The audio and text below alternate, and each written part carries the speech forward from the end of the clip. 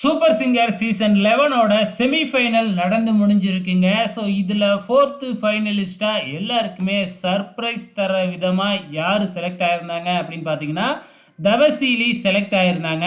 என்னடா சரண் தானே செலக்ட் ஆவாங்க அப்படின்னு எல்லாம் எதிர்பார்த்துக்கிட்டு இருந்தோம். ஆனால் தவசீலியை ஃபோர்த்து ஃபைனலிஸ்ட்டாக செலக்ட் பண்ணியிருந்தாங்க. அவ்வளோதானா அப்படின்னு பார்த்தா 5வது ஃபைனலிஸ்ட்டும் ஒன்று இருக்குது அப்படின்னு சொல்லி மிக்ஸின்னு சொன்னாப்புல. ஸோ அந்த 5வது ஃபைனலிஸ்ட் வேற யாரும் இல்லைங்க, எல்லாருமே எதிர்பார்த்த சரண் அவர்கள் தான் வந்து பார்த்தீங்கன்னா 5வது ஃபைனலிஸ்ட்டாக தேர்ந்தெடுத்திருக்கிறாங்க.